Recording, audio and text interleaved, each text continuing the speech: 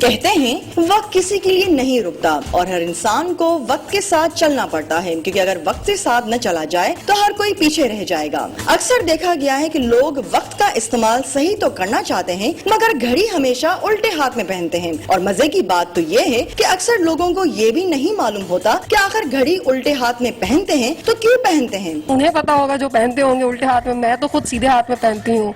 और आजकल घड़ी पहनना तो खत्म ही हो गई है, जब से मोबाइल आए हैं तो सब मोबाइल में ही टाइम देखते हैं और घड़ी आई थिंक के नहीं पहनी जाती ज्यादातर। टाइम जो है आसानी से दिखाई देता है उल्टे हाथ से। सीधे हाथ से जो है आम जो है काम करते हैं ऑफिस में भी या वैसे भी काम करने के लिए जो है आम यूज़ करने में जो है सहूलत होती है उल्टे हाथ में। उल्टे हाथ में हर किसी की अपनी अपनी आदत होती है, मुझे भी आदत है, मैं उल्टे हाथ में पहनती हूँ क्योंकि आसानी से टाइम दिखता है, मुश्किल नहीं होती। अक्सर लोग इस बात को तो मानते हैं कि किसी काम में रुकावट पेश ना आए इसलिए उल्टे हाथ में घड़ी पहनी जाती है, या फिर लोग फैशन के लिए ही उल्टे हाथ में घड़ी पहनने को तरजीह देते हैं। और का तो मुझे नहीं पता मगर मैं उल्टे हाथ में घड़ी इस वजह से पहनती हूँ क्योंकि मुझे अच्छी लगती है और मेरे नेल्स भी बड़े होते हैं तो खूबसूरत लगते हैं हाथ में। मैं तो सीधे हाथ में ही पहनती हूँ वैसे, लेकिन उल्टे हाथ में इसलिए पहनी जाती है कि ताकि आराम से सही तरीके से टाइम नजर आ जाए।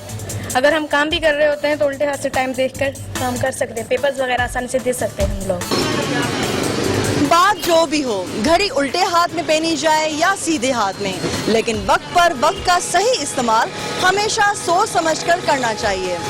कैमरामैन मुर्तजा समेजो के साथ नौमिता गुल, ARY न्यूज़, सक्खर।